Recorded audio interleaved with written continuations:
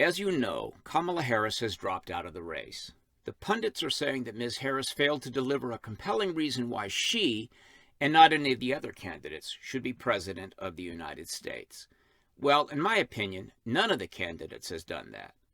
But I'm confident that if you could peer into the inner workings of Kamala Harris's mind, you would see that she never considered having to make the case. In her eyes, the reason for her nomination was self-evident from day uno.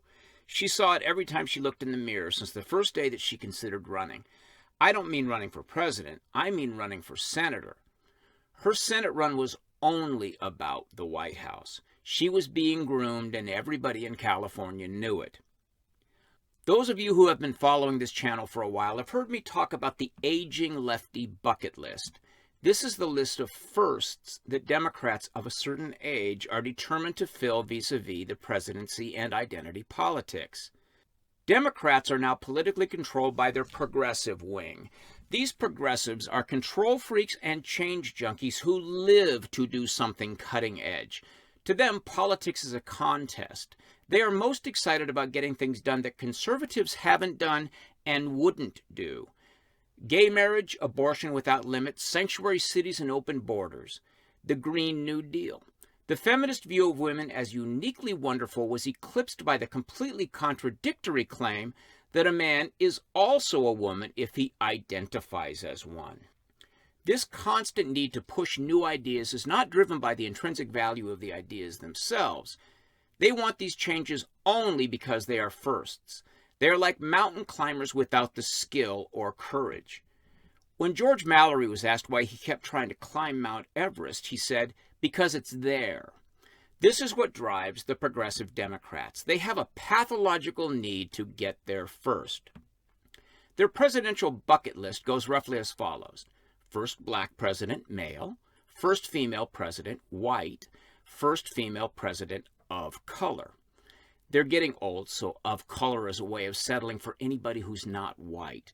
After that, it's first gay president, first Muslim president, and first trans president. They had been trying to get a black male president since about 10 minutes after Martin Luther King was assassinated. You see, King should have been the first African-American president, and that should have happened at right around the time that a peanut merchant named Carter came wandering out of the South. But King was taken from them by a lowlife who they pretend was a Republican. So they chatted up Julian Bond. And then they tried to seduce Andrew Young. But neither of those things worked out. And in the 80s and 90s, they ran into an absolute famine of black presidential possibles. They took a run at Jesse Jackson, but let's face it, the dude's just a little too black. They like black people who talk like white liberals. The demos ended up defending such unrepentant scoundrels as Marion Barry and Al Sharpton. And then in 2004 at the convention, they met Barack Obama, and baby Stella got her groove back. In California, New York, and other left-wing strongholds, there was never any question that Obama would be nominated. Ask Hillary. She was treated like a pariah by the demos when she tried for the 2008 nomination. I remember watching the debates. They would underhand questions to Obama like mommy tossing a Nerf ball to a puppy, and then turn around and wing questions at Hillary like a 90-mile-per-hour fastball. Joe Biden explained why the Democrats were crushing so hard on Barack Obama. I mean, you got the first sort of mainstream African-American who is articulate and bright and clean and a nice-looking guy. I mean, that's a storybook, man. Thanks, Joe. It was so obvious. Obama's coronation was #1 on the bucket list. They kept Hillary nearby, figuring that she'd slide in after he was done.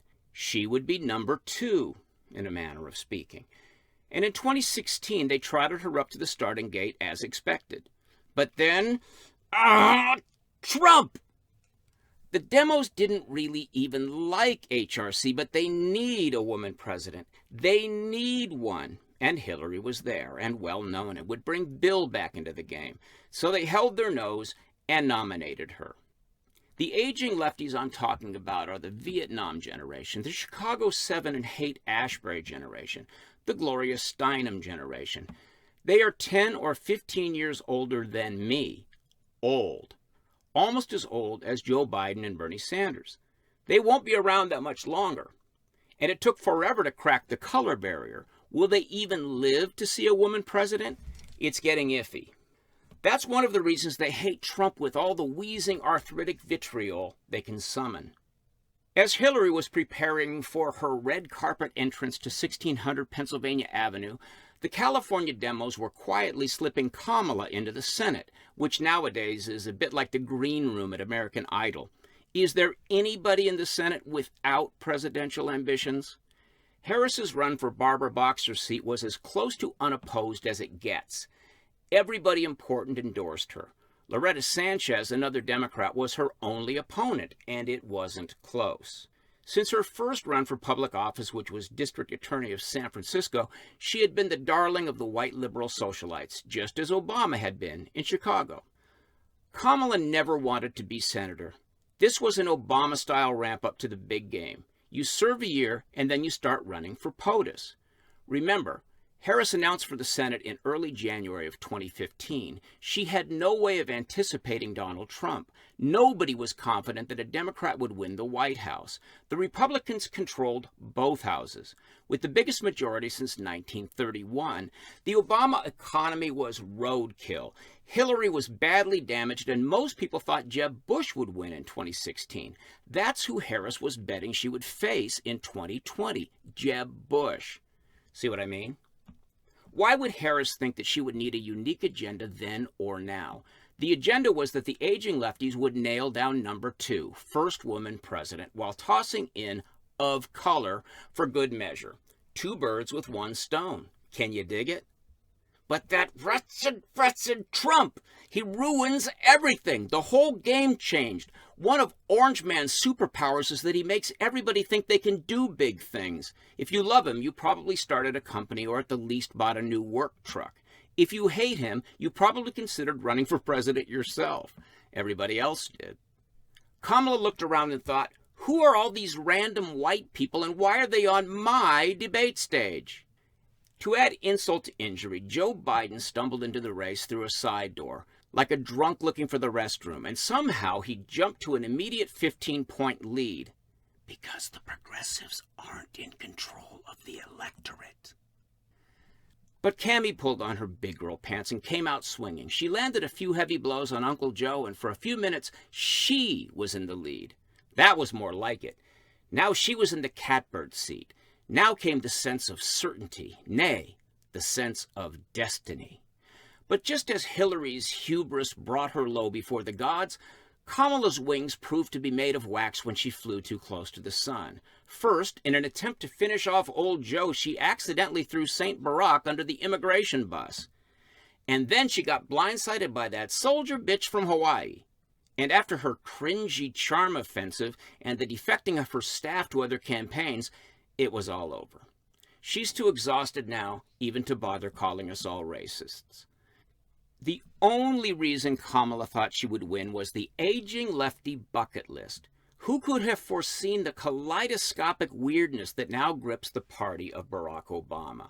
Nobody knows what to do. The bucket list is now creased and wrinkled and stained with tears and red wine. It was last seen blowing out the back door and across the neglected yard into the algae-choked pool. Aging lefties can be seen all over California wandering in bathrobes through tree-lined streets muttering something about impeachment. Nothing matters but defeating Genghis Trump. Nothing.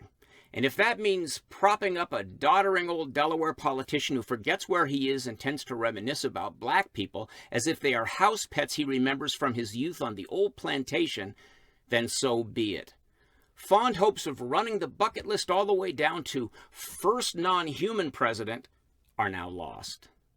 But wait, somewhere in a nondescript warehouse in Westchester County, a shadowy figure in a trench coat flips a switch, and a creaky old printing press begins to spit out stickers that read, 2020, the Clinton Resistance.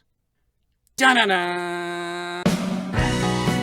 Thanks for watching. If you like this video, subscribe to our channel and then click the little bell to get notifications.